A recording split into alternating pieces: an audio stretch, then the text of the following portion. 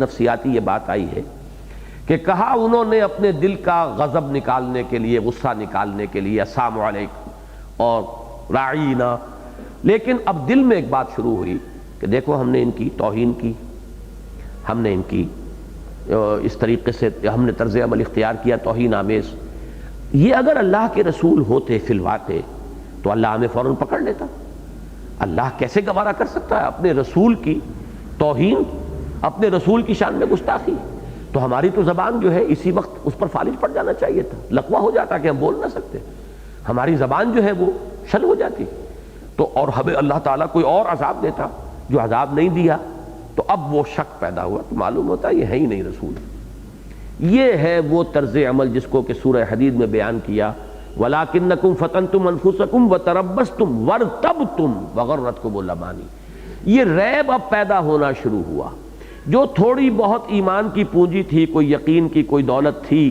اب اس طرز عمل کے نتیجے میں اندر ہی اندر وہ جو میں عرض کیا کرتا ہوں کہ برف کے مانند وہ پگھلنی شروع ہو جاتی ہے۔ تھوڑی بہت پونجی اگر تھی میسر آئی تھی، اس لیے کہ یہ بات سورہ منافقون میں جا کر کھل کر آ جائے گی کہ یہ لوگ وہ تھے جو ایمان تو لائے تھے، ذالک بانہم آمنوا ثم کفروا فطبع علی قلوبہم فہم لا یفقہون، یہ معاملہ جو ہے بہت وضاحت کے ساتھ سورہ منافقون میں آئے گا، لیکن یہ تھوڑی سی پونجی ان کی جو تھی،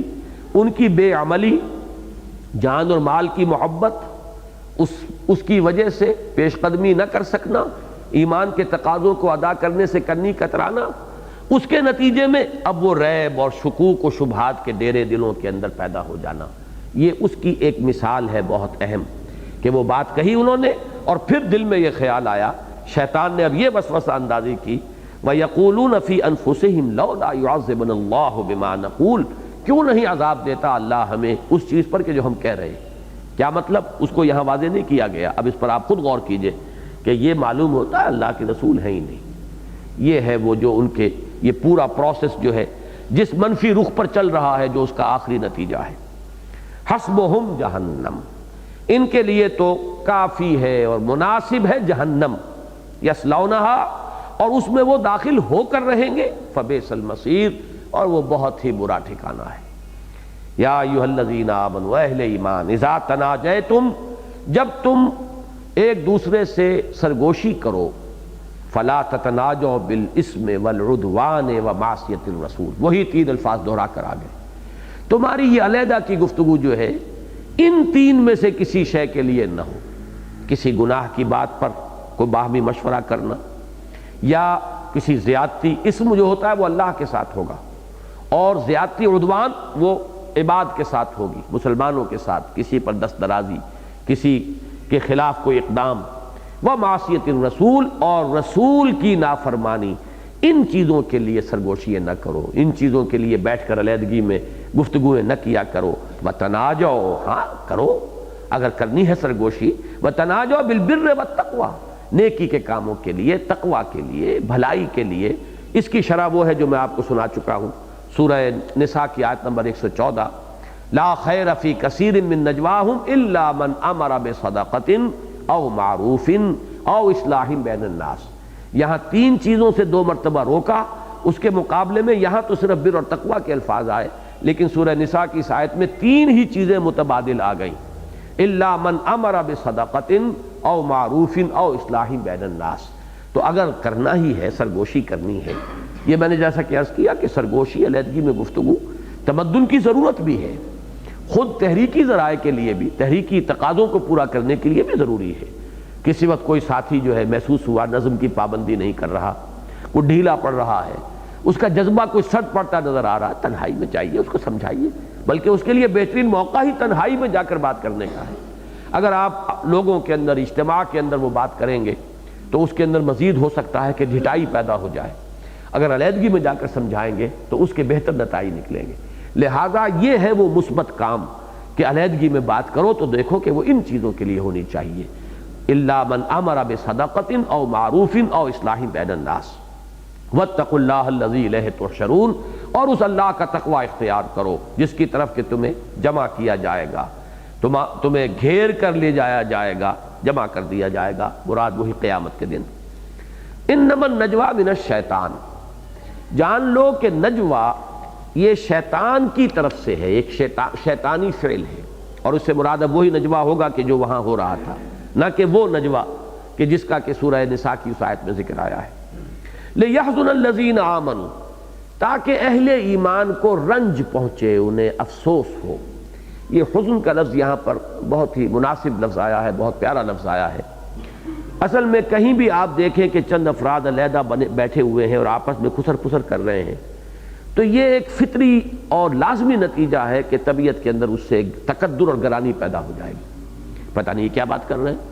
پتہ نہیں میری برائی کر رہے ہیں، میرے خلاف کوئی بات ہے،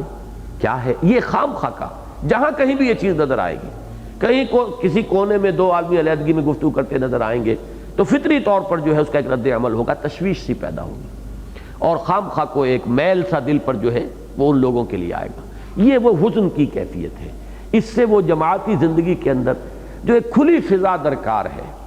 اس میں جو ایک کھلا ماحول ہونا چاہیے، باہمی اعتماد کی فضا ہونی چاہیے، جو بات ہو کھلی کھلی ہو، سامنے ہو، لوگوں کے برملا جو ہے وہ بات جو کی جائے موجودگی میں کی جائے، الا یہ کہ وہ چیزیں ہوں جو میں پہلے عرض کر چکا ہوں جو سورہ نساء کی آیت میں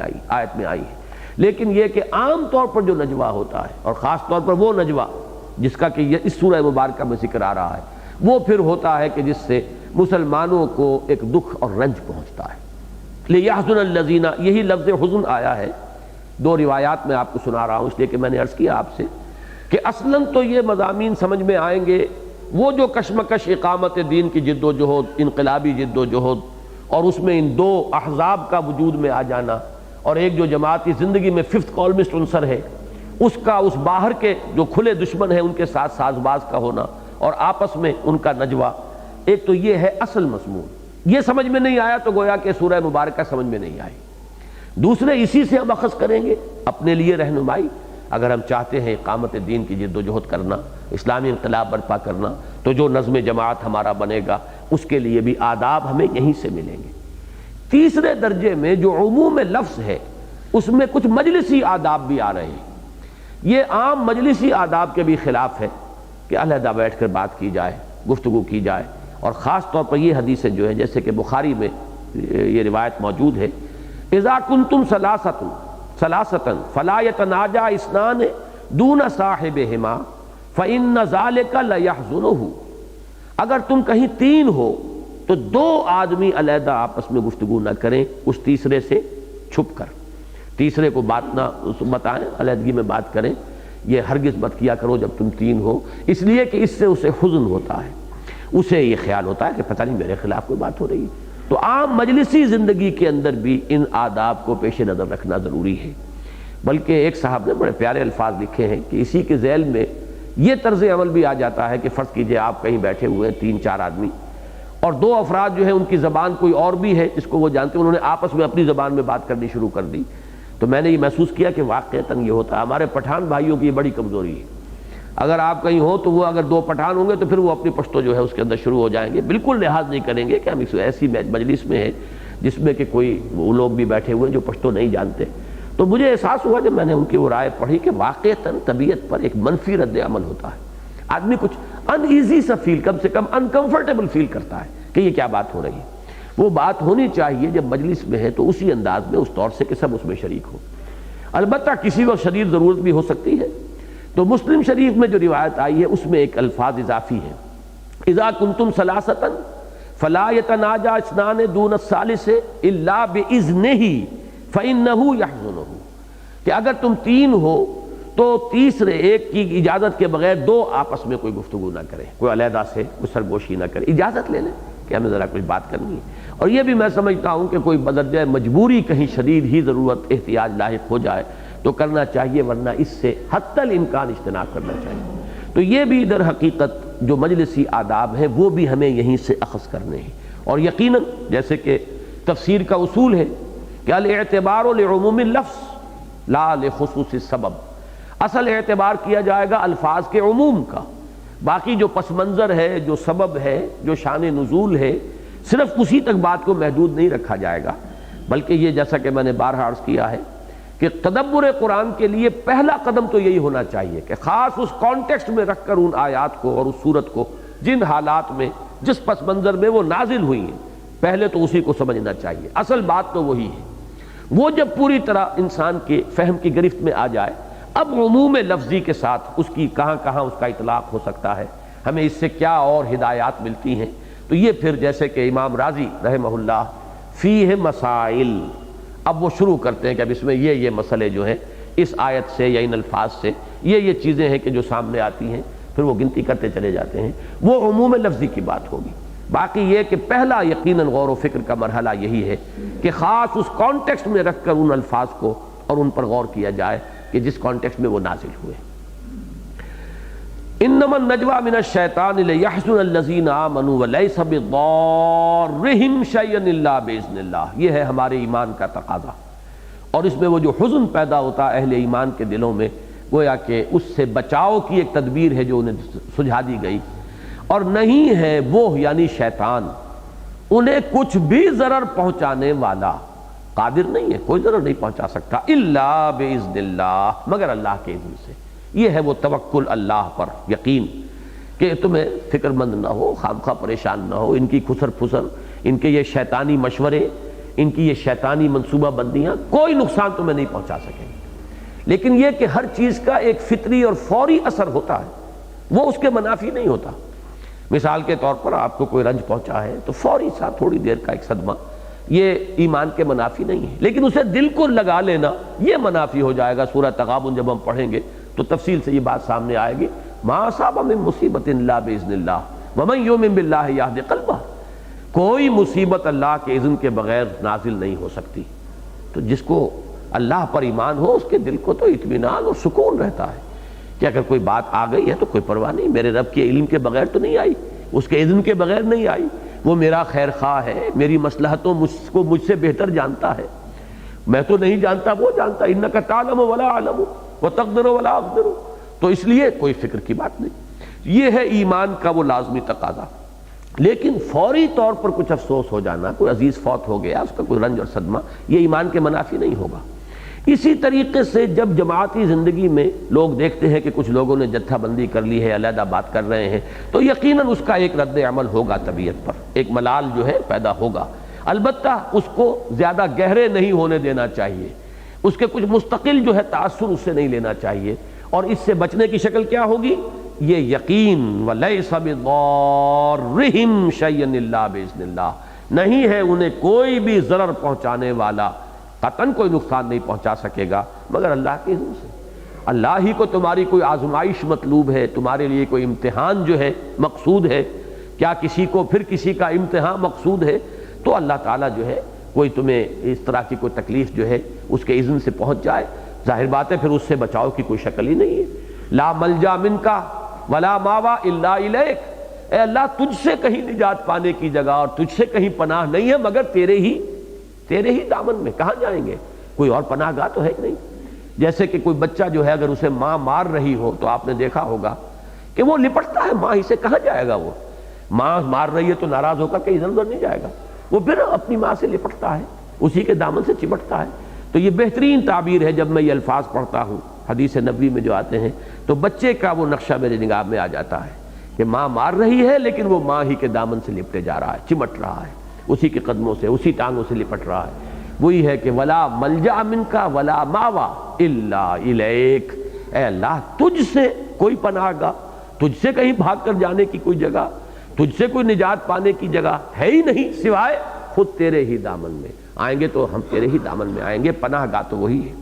لہذا یہ چیز ذہن میں رکھیے کہ اللہ تعالیٰ نے اس چیز سے بچانے کے لیے فرما دیا وَلَيْسَ بِضَارِّهِمْ شَيْئًا إِلَّا بِإِذْنِ اللَّهِ، اس کا لازمی نتیجہ کیا ہوگا؟ وَعَلَى اللَّهِ فَلْيَتَوَكَّلِ الْمُؤْمِنُونَ، اہل ایمان کو تو اللہ ہی پر توکل کرنا چاہیے، بھروسہ، اعتماد، کوئی کچھ نہیں بگاڑ سکتا، لا حول ولا قوت الا باللہ۔ یا جیسے ایک حدیث میں آیا ہے حضرت عبداللہ ابن عباس سے، جو حضور نے فرمایا کہ یا غلام اعلمک بکلمات، اے میرے بچے میں تجھے چند باتیں تلقین کرتا ہوں، ان میں یہ بھی ہے کہ اچھی طرح سمجھ لے، اگر تمام انسان مل کر چاہیں کہ تجھے کوئی فائدہ پہنچا دے نہیں پہنچا سکتے مگر وہ جو اللہ نے تیرے لیے لکھ دیا ہو، اور اگر تمام انسان مل کر تجھے کوئی گزند پہنچانا چاہیں، نقصان پہنچانا چاہیں تو ہرگز نہیں پہنچا سکیں گے مگر وہی جو اللہ نے تیرے لیے لکھ دیا ہو۔ یہ ہے وہ یقین کہ پھر انسان کو کوئی فکر اور تشویش نہیں ہوگی۔ یا ایھا الذین آمنوا اذا قیل لکم تفسحوا فی المجالس فافسحوا یفسح اللہ لکم، اہل ایمان جب تم سے کہا جائے کہ کھل جاؤ مجلسوں میں، وسعت پیدا کرو،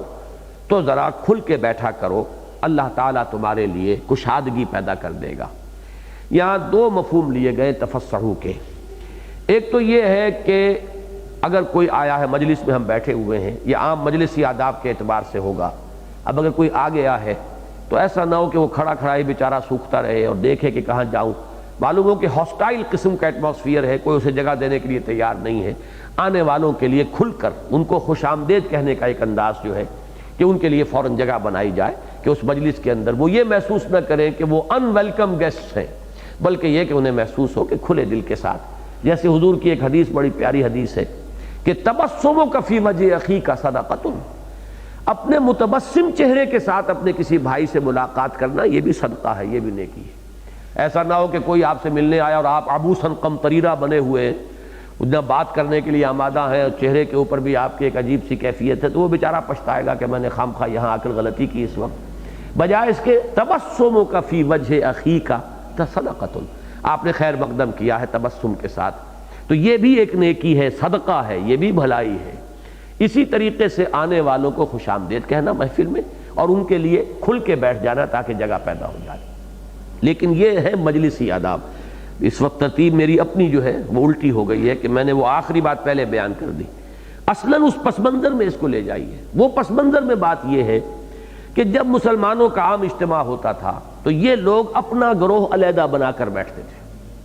اور خوب ایک دوسرے کے ساتھ مل کر بیٹھتے تھے کہ کوئی اور آدمی ہمارے اندر شامل نہ ہو جائے، اس لیے کہ یہ جو جماعتی زندگی میں جو لوگ رہے ہیں، انہوں نے کچھ وقت گزارا ہے، وہ جانتے ہیں یہ بیماریاں ہوتی ہیں اور یہ اجتماعی زندگی کی بیماریاں ہیں۔ اب وہ بیٹھے ہوئے ہیں گچھا بنا کر ایک طرف، تاکہ کوئی بات حضور نے فرمائی تو کوئی تبصرہ کیا کسی نے، کوئی بڑا فقرہ چست کر دیا، اور خوبصورت فقرے کس کو کہنے نہیں آتے،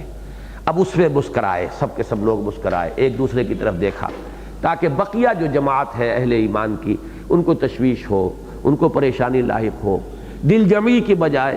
ایک انتشار طبعی جو ہے کیفیت کی ان کے اندر پیدا ہو جائے، تو اس پہ ظاہر بات ہے کہ وہ اگر جڑ کر نہ بیٹھتے ایک دوسرے سے تو ہو سکتا تھا کوئی آنے والا ان کے مابین بیٹھ جاتا، تو وہ گچھا بن کر بیٹھتے تھے ایک جگہ پر، جتھا بنا کر۔ در حقیقت اس کی نفی کی جا رہی، کھل کے بیٹھا کرو۔ یہ اس طریقے کی علیحدہ علیحدہ ٹکڑیاں اور گچھوں کی شکل میں اور ایک جگہ اپنی جمعیت بنا کر بیٹھنا جو ہے یہ غلط ہے۔ اذا قیل لکم تفسحوا فی المجالس فافسحوا یفسح اللہ لکم، اور بڑا پیارا انداز ہے اس میں جو تلقین کا ہے، اللہ تمہارے لیے کشادگی پیدا کرے گا۔ اگر تمہارے بیٹھنے کے انداز میں بھی کشادگی ہو تو اس طریقے سے اللہ تعالیٰ تمہارے دلوں میں بھی کشادگی پیدا کرے گا اور حالات میں بھی تمہارے لیے آسانی اور کشادگی پیدا فرما دے گا۔ وَإِذَا قِيلَ انشُزُوا فَانشُزُوا، اور جب یہ کہا جائے کہ اٹھ جاؤ تو اٹھ جایا کرو۔ اب اس میں بھی وہی پس منظر سامنے ہوگا تو بات سمجھ میں آئے گی۔ اکثر یہ ہوا ہے کہ اجتماع ختم ہو گیا، حضور نے کہہ دیا بات ختم ہوئی، اب بیٹھے ہیں وہیں پر دھرنا مار کر، اٹھ نہیں رہے تاکہ ابھی اپنے نوٹس ایکسچینج کر لیں، جو کچھ کارروائی ہوئی ہے اجتماع میں اس کے اوپر اب کیا رد عمل ہمیں اختیار کرنا ہے، کیا تبصرے کرنے ہیں باہر جا کر، وہ وہیں کے وہیں باہمی مشورہ بھی ہو جائے۔ یا یہ کہ اگر حضور کی محفل ہے، حضور کے اپنے اگر گھر میں ہوا ہے یہ اجتماع، اور اگر آپ مسجد میں، ظاہر بات ہے مسجد میں اور گھر میں کتنا فصل تھا، تو یہ نہ ہو کہ حضور کو اطمینان ہو جائے کہ اب لوگ چلے گئے، بلکہ آپ کے بھی اعصاب کے اوپر ایک بار رہے کہ کچھ لوگ باہر بیٹھے ہیں اور چہمے گوئیاں ہو رہی ہیں، اور ہو سکتا ہے وقفے وقفے سے کوئی قہقہا جو ہے اس کی آواز بھی حضور کے کانوں تک پہنچ جاتی ہو، تاکہ حضور صلی اللہ علیہ وسلم کی طبیعت کے اندر بھی ایک رنج اور ملال کی کیفیت پیدا ہو جائے۔ اس کے بجائے فرمایا جب اجتماع ختم ہو جائے، مجلس کے خاتمے کا اعلان کر دیا جائے، فانشزوا، اب اٹھو، جو حکم ملا ہے کمر کسو، اس کے اوپر عمل کرو، نہ یہ کہ اب وہاں پر دھرنا مار کر بیٹھے ہوئے ہیں۔ اس کے لیے بھی بڑا پیارا انداز ہے، یرفع اللہ، اگر تم یہ کرو گے، یرفع اللہ الذین آمنوا منکم والذین اوتوا العلم درجات، تو اللہ تعالیٰ تم میں سے وہ لوگ جو واقعی صاحب ایمان ہیں اور جنہیں علم دیا گیا ہے ان کے درجات کو بلند کرے گا۔ یہاں پر چونکہ ایک تھا کھل کر بیٹھنا مجلس میں، تو تفسحوا یفسح اللہ لکم، یہ لفظی جو اور معنوی جو ہے اس کے اندر ربط، تم کشادہ ہو کر بیٹھا کرو، کشادگی اختیار کرو مجلسوں میں، اللہ تمہارے لیے کشادگی پیدا کرے گا۔ جب کہہ دیا جائے کہ اٹھ جاؤ تو اٹھ جایا کرو. اب اٹھنے میں چونکہ اونچے ہونے کا عمل ہے لہٰذا اللہ تعالیٰ تمہارے درجات بلند کرے گا. لیکن کس کے درجات بلند کرے گا؟ اس میں لطیف پیرائے میں اشارہ بھی کر دیا گیا کہ جن کے دلوں میں روگ ہے، نفاق ہے، مرض ہے، جو لوگ اس دنیا ہی کے ورلڈلی باعث تو وہ ہیں لیکن حقیقی علم ان کے پاس نہیں ہے، جو یہ نہیں جانتے کہ اصل زندگی آخرت کی زندگی اور اصل کامیابی وہاں کی کامیابی ہے. اصل میں تو صاحب علم وہ ہے جسے یہ بات معلوم ہو گئی کہ یہ زندگی جو ہے اصل زندگی نہیں ہے. ان الدار الآخرۃ لہی الحیوان لو کانوا یعلمون. اصل زندگی تو آخرت کی زندگی ہے، کاش کہ انہیں معلوم ہوتا. تو جن لوگوں کو یہ نعمتیں میسر نہیں ہیں، ایمان اور علم حقیقی کی نعمتیں، ان کو مستثنا کر کے جن لوگوں کے پاس وہ ایمان ہے اور علم حقیقی ہے اللہ ان کے درجات کو بلند کرے گا. فانشزوا یرفع اللہ الذین آمنوا منکم والذین اوتوا العلم درجات واللہ بما تعملون خبیر. اور اللہ تعالیٰ جو کچھ تم کر رہے اس سے باخبر ہے. اب آخری حکم آ رہا ہے. اس کے ضمن میں بھی میں نے یہ 2 حدیثیں نقل کی تھیں کہ یہ جو مجلسی آداب بھی یہاں سے نکلتے ہیں، عام مجلسی اور معاشرتی آداب، وہ بھی نوٹ کر لیں. حضور نے فرمایا لا یقیم الرجل الرجل من مجلسہ فیجلس فیہ ولکن تفصحوا وتوسعوا. ایسا نہیں ہونا چاہیے کسی محفل میں کوئی شخص آئے تو وہ کسی کو اٹھائے اور اس کی جگہ خود بیٹھ جائے. یہ ہوتا ہے ہمارے ہاں، چودھری قسم کا آدمی آ گیا تو کوئی شخص جو ہے وہ اٹھنے پر مجبور ہے، چاہے طبیعت اس کا آمادہ نہ ہو رہی ہو، اور وہ وہاں پر بیٹھ جاتا ہے. تو حضور نے فرمایا اس سے بھی دل میں ایک رنجش کی کیفیت پیدا ہوتی ہے، اونچ نیچ کا تصور پیدا ہوتا ہے. تو ایسا ہرگز نہ کیا کرو، بلکہ ولیکن تفصحوا وتوسعوا، بلکہ مجلس کو وسیع کر لیا کرو، پھیل کے بیٹھ جایا کرو. جب ذرا دائرہ وسیع کر لو گے جگہ نکل آئے گی، کسی کے اٹھنے کی ضرورت نہیں ہوگی. تو یہ گویا کہ وہ پہلی بات جو میں نے بیان کر دی تھی، اس کے لیے یہ حدیث نوٹ کر لیں. یہ متفق علیہ روایت ہے بخاری اور مسلم کی. ہمیں اپنے عام مجالس میں بھی ان چیزوں کا لحاظ رکھنا چاہیے، اور یہ چیزیں ہیں کہ جو بہت ہی یعنی سنہری اصول ہیں مجلسی زندگی کے. اسی طرح فرمایا لا یحل لرجل ان یفرق بین اثنین الا باذنہما. یہ بھی کسی مسلمان کے لیے جائز نہیں ہے، کسی شخص کے لیے جائز اور روا نہیں ہے کہ وہ 2 افراد کے مابین آ کر زبردستی بیٹھ جائے انہیں ہٹا کر، اور پھر ان کی جگہ پر جو ہے خود دھس جائے جسے کہنا چاہیے. یہ شکل بھی نہیں ہے. اجازت سے اور خوش دلی کے ساتھ یہ معاملہ ہونا چاہیے مجلسوں کے اندر. تو یہ دونوں طرف سے، یہ اگر آنے والے اور جو پہلے سے موجود ہیں، ان دونوں کے لیے آداب ہیں. وہ یہ کوشش نہ کرے کہ زبردستی کہیں پر گھسے، اور وہ لوگ جو ہیں ان کے لیے بھی حکم یہ دیا گیا کہ وہ وسعت پیدا کرے تاکہ آنے والوں کے لیے گنجائش پیدا ہو جائے. یہ ہے وہی جو اس کے جو مجلسی آداب ہے. لیکن ان آیات مبارکہ کا اصل مفہوم جیسا کہ میں نے عرض کیا، وہ جب تک وہ منافقین کا طرز عمل اور ان کا بغض اور ان کی جتھا بندی اور ان کا ایک جگہ پر گچھا بن کر بیٹھنا اور آپس میں اس طرح کی ایک جمعیت فراہم کرنا، ان عام مجالس میں اپنی علیحدہ سی ایک چھوٹی سی ٹکڑی بنا کر بیٹھنا، اگر یہ سامنے نہ ہو تو اصل مفہوم سمجھ میں نہیں آئے گا. اب آخری بات ہے یا ایھا الذین آمنوا اذا ناجیتم الرسول فقدموا بین یدی نجواکم صدقہ. اب میں یہ محسوس کر رہا ہوں کہ جو میرا ارادہ تھا وہ تو پورا نہیں ہو رہا. ہمارا درس جو بالعموم جتنا ہوا کرتا تھا اتنا ہی آج ہو گیا ہے. میرا ارادہ یہ تھا کہ کچھ مختصر کیا جائے، لیکن بہرحال کوشش جاری رہے گی انشاءاللہ. آئندہ اللہ تعالیٰ اس دفعہ نہیں تو آئندہ ہمیں کامیابی عطا فرمائے. اے اہل ایمان، اذا ناجیتم الرسول، جب تم رسول سے کوئی مناجات کرو. یہ مناجات وہی نجوہ سے ہے اور اسی سے یہ لفظ بنا، یعنی سرگوشی. کبھی ایسی بھی ضرورت پیش آتی ہے جماعتی زندگی میں بھی کہ امیر سے علیحدگی میں کوئی بات کرنی ضروری ہوتی ہے. صحابہ کرام میں سے بعض آ کر حضور سے علیحدگی میں کوئی بات کرنا چاہتے تھے. کوئی خبر آئی ہے باہر سے کہ کوئی قبیلہ جو ہے وہ حملہ کرنے کی تیاری کر رہا ہے. اب اس کو اگر عام کر دیا جائے تو لوگوں کے اندر ایک ہراس پیدا ہو جائے گا، ایک عام کیفیت جو ہے خوف کی. تو آ کر تنہائی میں علیحدگی میں بتانا ہے. تو اس کے لیے ضرورت جو ہے وہ جیسے کہ وہ جو نجوہ ہے وہ نجوہ اچھائی کے لیے بھی ہو سکتا تھا، ایسے ہی یہ معاملہ حضور سے علیحدگی میں بات کرنا یا کسی صاحب امر سے علیحدگی میں جا کر تخلیہ میں اور خلوت میں بات کرنا، یہ بھی ایک لازمی ضرورت بھی ہوتی ہے. لیکن اسی کے پردے میں جن کے دلوں میں روگ تھا وہ اس سے اب بہت ناجائز فائدے اٹھاتے تھے. وہ خاص طور پر میرے نزدیک جو اہم ترین بات ہے کہ وہ حضرت قتادہ رحمۃ اللہ علیہ سے یہ قول منقول ہے، میں نے دیکھا ہے، باقی اور حضرات کی نگاہ وہاں تک نہیں گئی ہے، کہ وہ اپنی چودراہٹ جو ہے اس کو ظاہر کرنے کے لیے بھی یہ کرتے تھے. جیسے کہ عبداللہ ابن ابی کے بارے میں آتا ہے کہ وہ اپنی اس چودراہٹ کے اظہار کے لیے یہ کیا کرتا تھا کہ حضور جب خطبے کے لیے کھڑے ہوتے تھے تو پہلے خود کھڑا ہوتا تھا اور پہلے کہتا تھا لوگو یہ اللہ کے رسول ہیں، ان کی بات بڑی توجہ سے سنو، تاکہ وہ میری چودراہٹ ظاہر ہو جائے۔ حالانکہ اسے خود جو ہے حضور کی رسالت کے اوپر ایمان کی دولت حاصل نہیں تھی، لیکن وہ لوگوں پر اپنا رعب جمانے کے لیے اور اپنی جو امتیازی حیثیت ہے اس کے اظہار کے لیے۔ تو اسی میں آ کر مجلس ہے تو کوئی شخص آیا، حضور ذرا آپ سے علیحدگی میں بات کرنی ہے۔ اب اس سے ظاہر ہوا کہ یہ کوئی خاص قرب رکھنے والے ہیں یہ، اور ان کا کوئی خاص معاملہ ذاتی بھی ہے حضور کا، اور حضور شاید اس پر اعتماد کرتے ہیں ان صاحب پر، اور ان کے مشوروں کو قدر کی نگاہ سے دیکھتے ہیں، تو اپنی ایک امتیازی شان کے اظہار کے لیے حضور کو یہ تکلیف دینا، پھر یہ کہ اس میں کچھ اور لوگ جو ہیں طرح اور طرح کی ریشہ دوانیوں کے لیے کوئی آ کر بات کرنی علیحدگی میں، تاکہ لوگوں کے اندر ایک ہراس پیدا ہو جائے کہ شاید کوئی خاص بات ہے، کوئی حملہ ہونے والا ہے، کوئی جنگ ہے، کوئی کیا معاملہ ہے کہ انہوں نے آ کر اس نہج پہ علیحدگی میں بات کرنے کے لیے حضور صلی اللہ علیہ وسلم سے درخواست کی ہے۔ تو یہ تھا ان کا طرز عمل۔ اس سے حضور کو بچانے کے لیے، اور سب سے آگے چلیے، ظاہر بات ہے کہ جو کہیں ذمہ دار ہے کوئی فرد، اس کے وقت کی بھی اب اتنی ہی قدر و قیمت ہو جاتی ہے۔ اس پر یہ انکروچمنٹ جو ہے، وہ بھی علیحدگی میں بات کرنا چاہتے ہیں، یہ بھی علیحدگی میں بات کرنا چاہتے ہیں، وہ بھی کچھ چاہتے ہیں کہ علیحدگی میں وقت مل جائے، تو آخر وقت تو محدود ہے، وہ تو نہیں کھنچ جائے گا ربڑ کی طریقے سے۔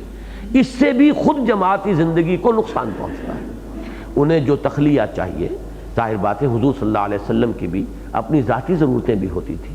پھر تخلیہ نہ ہو تو غور و فکر کا موقع نہیں ملتا، سوچ بچار کا موقع نہیں ملتا۔ اگر سارا جو وقت ہے آپ کا، اسی وجہ سے سورہ حجرات میں ہم پڑھائے ہیں کہ ان الذین ینادونک من وراء الحجرات اکثرهم لا یعقلون ولو انہم صبروا حتی تخرج الیہم لکان خیرا لہم۔ وہ لوگ کہ جو آپ کو حجرے کے باہر سے آوازیں دینے شروع کر دیتے ہیں، پکارنا شروع کر دیتے ہیں، یہ اکثر جو ہے اہل عقل نہیں ہے، ناسمجھ لوگ ہیں۔ اگر وہ انتظار کرتے کہ یہاں تک کہ آپ خود برآمد ہوتے اپنے پروگرام اور معمول کے مطابق، تو یہ ان کے لیے کہیں بہتر تھا۔ تو ظاہر بات ہے کہ معمولات ہے، پروگرام ہے، ٹائم ایلوکیشن ہے، اس پر بھی خام خواہ بعض اوقات لوگ جو ہیں برا مان جاتے ہیں، اور بات ایسی ہوتی ہے، کوئی شخص باہر سے چل کر آیا ہے بڑی محبت کے ساتھ، بڑے اچھے جذبات لے کر، اب اگر اسے بتایا جائے کہ وہ امیر صاحب جو ہیں وہ تو اس وقت مصروف ہیں، مشغول ہیں، نہیں مل سکتے، تو یقیناً آپ خود اپنے اوپر طاری کیجئے، طبیعت کے اوپر ایک رد عمل پیدا ہوگا کہ تو میرا شوق دیکھ، میرا اشتیاق دیکھ، میں کن جذبات کے ساتھ آیا ہوں اور یہاں وقت نہیں ہے۔ تو یہ چیزیں ہیں کہ جو جماعتی زندگی کے اندر مختلف پہلوؤں سے اس سے پھر منفی اثرات پیدا ہوتے ہیں۔ اب اس کے لیے ایک عجیب حکم ہے جو یہاں دیا گیا، اور اس میں غالباً ان لوگوں کا ہی صرف جو ہے سد باب کیا جا رہا ہے۔ ایک طرف حضور صلی اللہ علیہ وسلم کے معمولات کو اور اوقات کو بچایا جا رہا ہے، دوسری طرف وہ ریشہ دوانی کرنے والوں کا، چونکہ جو منافق تھے انہیں تو مال بہت عزیز تھا، دولت کے تو وہ پجاری تھے، لہذا ان کو روک لگانے کے لیے ان کے لیے ایک حکم نازل کر دیا گیا کہ اگر تمہیں حضور سے علیحدگی میں بات کرنی ہو تو پہلے کچھ صدقہ کیا کرو۔ یہ گویا کہ اس ایک عملی حکم جس سے وہ جو دولت کے پجاری ہیں وہ تو ویسے ٹھٹر کر لے جائیں کہ اب حضور سے علیحدگی میں وقت لینے کے لیے تو گویا کہ فیس دینی پڑے گی۔ اب یہ فیس اگرچہ حضور کو نہیں جانی، لفظ صدقہ آیا ہے اس لیے کہ حضور صلی اللہ علیہ وسلم کے لیے تو صدقہ جو ہے وہ حرام ہے، صدقہ بھی زکوٰۃ بھی حضور کے لیے اور آپ کے اولاد کے لیے۔ تو یہاں معلوم ہوا کہ یہ گویا کہ اب ایک چندہ ہے مسلمانوں کی اجتماعی زندگی کے لیے، لیکن وہ ایک طرح کی فیس تو بن گئی کہ اگر امیر جماعت سے علیحدہ بات کرنی ہے تو پہلے ذرا کچھ گرا ڈھیلی کرو اور کچھ چیز جو ہے وہ اپنی اس جماعت کے فنڈ کے اندر جمع کراؤ، پھر آؤ اور پھر بات کرو۔ اب اس سے جہاں جو صاحب ایمان ہوں گے جن کے سامنے جماعتی زندگی کے تقاضے ہیں وہ تو اس سے دل برداشتہ نہیں ہوں گے، بلکہ وہ صدقہ دیں گے اور حضور سے بات کریں گے۔ لیکن جن کو اصل محبتی دولت سے تھی، سارا مرض تو ان کا یہی تھا، وہ مال اور جان عزیز ہونا، تو ان کو گویا کہ خود بخود ایک روک جو ہے ان کے راستے میں حائل کر دی گئی، اور جب وہ کیفیات حاصل ہو گئیں تو پھر اس حکم کو منسوخ بھی کر دیا گیا۔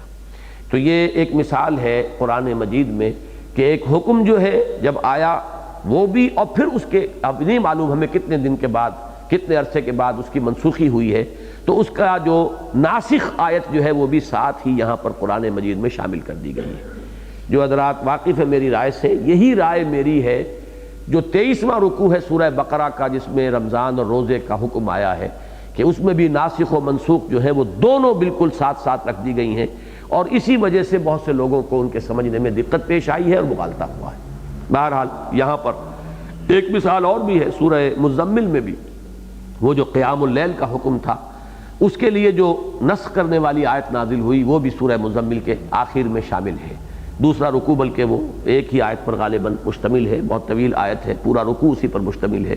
تو وہ ہے جس نے کہ اس حکم کو منسوخ کیا تھا جو ابتدائی صورت کے اندر آیا ہے، قم اللیل الا قلیلا نصفہ او انقص منہ قلیلا او زد علیہ ورتل القرآن ترتیلا، جس کی روح سے کم تہائی شب کھڑے رہنا لازم ہو گیا تھا، اب اس کی منسوخی جو ہے وہ سورہ مزمل ہی کی آخری آیت میں ہے۔ وہی مثال یہاں بھی ہے، یا ایھا الذین آمنوا اذا ناجیتم الرسول فقدموا بین یدی نجواکم صدقہ، اہل ایمان جب تمہیں رسول سے علیحدگی میں بات کرنی ہو، مناجات کرنی، مناجات بھی یہی ہے اصل میں، اسی سے لفظ بنا ہے، اور اس کے معنی کیا ہے؟ اللہ سے سرگوشی کرتا ہے انسان۔ مناجات کیا ہے؟ اللہ کی تعریف ہے، حمد ہے، مناجات ہے، گویا کہ سرگوشی ہو رہی ہے اللہ سے۔ اذا ناجیتم الرسول، علیحدگی میں تخلیہ میں بات کرنی ہو رسول سے، فقدموا بین یدی نجواکم صدقہ، تو اپنی اس علیحدگی کی گفتگو سے پہلے صدقہ پیش کرو، اس پر مقدم کر دو، پہلے دو صدقہ، ذالک خیر لکم واطہر، یہی تمہارے لیے بہتر بھی ہے اور زیادہ پاکیزہ بھی ہے۔ فإن لم تجدوا فإن اللہ غفور الرحیم، ایک اس میں ایکسیپشن بھی کر دی گئی کہ اگر تم نہ پاؤ، کسی کے پاس نہیں ہے کچھ صدقہ دینے کے لیے، تو کوئی بات نہیں ہے، اللہ تعالیٰ غفور ہے، رحیم ہے۔ لیکن عام قانون یہی رہے، اس سے یہ بات سامنے آ گئی، فقراء صحابہ کے راستے میں تو رکاوٹ نہیں رہی، لیکن وہ جو عمرات ہے، اور ظاہر بات ہے کہ منافقین کی اکثریت انہی پر مشتمل تھی جو دولت مند لوگ تھے، اسی لیے آتا ہے قرآن مجید میں کہ اے نبی آپ کو ان کے مال اور اولاد جو ہے آپ اس سے متاثر نہ ہو، لا تعجبک اموالہم ولا اجسادہم، تو ان کے اجساد اور ان کے مال ان سے آپ متاثر نہ ہوا کریں۔ تو فرمایا کہ فإن لم تجدوا فإن اللہ غفور الرحیم، اگر نہ پاؤ تو پھر کوئی حرج نہیں ہے، اللہ تعالیٰ غفور ہے اور رحیم ہے۔ اشفقتم، اب اس کے فوراً بعد یہ آیت آ گئی ہے جس میں کہ اس کی منسوخی ہو رہی ہے اس حکم کی۔ اشفقتم ان تقدموا بین یدی نجواکم صدقات، کیا تم ڈر گئے اس سے تمہیں بددلی ہوئی ہے؟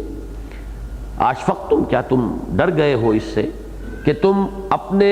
نجوا اور اپنی علیحدگی کی گفتگو سے پہلے تم صدقہ پیش کرو اس سے؟ فإذ لم تفعلوا، تو جب تم نے یہ نہیں کیا، وتاب اللہ علیکم، اور اگر نہیں کیا تو اللہ تعالیٰ نے بھی تم پر توجہ کی اور تم پر نظر عنایت فرمائی، نتیجہ کیا؟ تمہاری توبہ قبول کر لی۔ اب یہ ذرا مشکل مقام ہے، اس پر بعض حضرات نے بحث کی ہے، اور ایک نقطہ جو بہت اچھا سمجھ میں آیا وہ یہ ہے کہ یقیناً اس سے کچھ مومنین صادقین کو ایک پشیمانی ہوئی ہوگی کہ اللہ تعالیٰ کا منشا یہ معلوم ہو رہا ہے کہ نبی کے وقت کو ضائع نہ کیا جائے، نبی کے اوقات پر زیادہ بوجھ نہ ڈالا جائے، ان کی پرائیویسی پر زیادہ جو ہے انسان انکروچمنٹ نہ کرے۔ تو یہ چیز اگر کسی سے ہوتی رہی ہے، اور فرط محبت میں، فرط عقیدت میں حضور صلی اللہ علیہ وسلم سے جو ایک دلی تعلق تھا اس کی وجہ سے ہوئی ہے، تو ایک پشیمانی کی کیفیت ان پر طاری ہوئی ہوگی کہ یہ معاملہ جو ہے، اور آج تک ہم نے اس پر عمل نہیں کیا۔ جیسے ایک تشویش ہو گئی تھی صحابہ کرام کو کہ جب تحویل قبلہ کا حکم آ گیا تو اب تک کی ہماری نمازوں کا کیا ہوا، اور جو لوگ فوت ہو گئے اس عرصے میں تو ان کا کیا بنے گا؟ نماز تو دین کا سب سے بڑا ستون، اہم ترین رکن ہے، رکن رکین ہے، صلاۃ و عماد الدین۔ تو اگر اصل قبلہ یہ ہے جو آج ہمیں جس کا حکم دیا جا رہا ہے، تو جو لوگ فوت ہو گئے اسی عرصے میں نمازیں پڑھتے ہوئے شمال کی طرف، بیت المقدس کی طرف رخ کر کے ہی، تو ان کا کیا بنے گا؟ تو یہ صحابہ کرام کے اندر ایک تشویش ہو جایا کرتی تھی، اس تشویش کے ازالے کے لیے، ان کی دلجوئی کے لیے فرمایا گیا وَتَابَ اللَّهُ عَلَيْكُمْ، کوئی بات نہیں ہے اگر اس سے پہلے اس ضمن میں کوئی اونچ نیچ ہو گئی ہے اور کسی محبت اور عقیدت اور یعنی حضور کے ساتھ قلبی لگاؤ کی وجہ سے کہیں اگر اس میں یعنی تمہارا طرز عمل غلط رہا ہے تو اس میں گھبرانے کی بات نہیں ہے، اللہ تعالیٰ جو ہے معاف فرمانے والا اور توبہ کو قبول فرمانے والا ہے۔ البتہ اب اس کے ایک بدل کے طور پر فَأَقِيمُوا الصَّلَاةَ وَآتُوا الزَّكَاةَ ایک مثبت رخ بھی دے دیا گیا۔ یہی انداز ہے سورہ مزمل میں بھی کہ جب وہ جو قیام اللیل کا حکم تھا جب منسوخ ہوا ہے تو فقرؤوا ما تیسر منہ واقیموا الصلاۃ وآتوا الزکاۃ واقرضوا اللہ قرضا حسنا، یعنی جو تم پر پہلے بوجھ ڈالا گیا تھا اس کا ایک متبادل ہے جو اب تمہیں دیا جا رہا ہے۔ پہلے نماز رات کے وقت کم سے کم تہائی شب کھڑا ہونا اگر تمہارے لیے لازم کر دیا گیا تھا تو اب اس کا بدل دیا گیا ہے۔ وہ بدل کیا؟ اب نماز قائم رکھو، زکوٰۃ ادا کرو، اللہ کو قرض حسنہ دیا کرو۔ وما تقدموا لانفسکم من خیر تجدوہ عند اللہ هو خیر واعظم اجرا، تو جو بھی تم اللہ کے لیے جو صدقہ کرو گے، جو اللہ کو قرض حسنہ دو گے تو اسے موجود پاؤ گے اللہ کے ہاں بہت بہتر حالت میں، اور اجر کے اعتبار سے بہت عظمت والا اجر تمہیں ملے گا۔ تو یہ گویا کہ اس کا ایک بدل ہے، جس چیز کو کہیں سے ہٹایا گیا ہے تو اس کی جگہ پر اس خلا کو پر کیا گیا متبادل ایک تاکید سے۔ فَأَقِیمُوا الصَّلَاةَ، یہ فا نے اس کو جوڑ دیا اس کے ساتھ کہ اس کی تلافی اس طور سے ہو سکے گی، پس قائم رکھو نماز کو اور ادا کرو زکوٰۃ۔ وَأَطِیعُوا اللَّهَ وَرَسُولَهُ، اور اللہ اس کے رسول کی اطاعت پر کاربند رہو۔ وَاللَّهُ خَبِيرٌ بِمَا تَعْمَلُونَ، اور یقیناً اللہ تعالی خوب باخبر ہے اس سے جو تم کر رہے ہو۔ بارک اللہ لی ولکم فی القرآن العظیم ونفعنی وإیاکم بالآیات والذکر الحکیم۔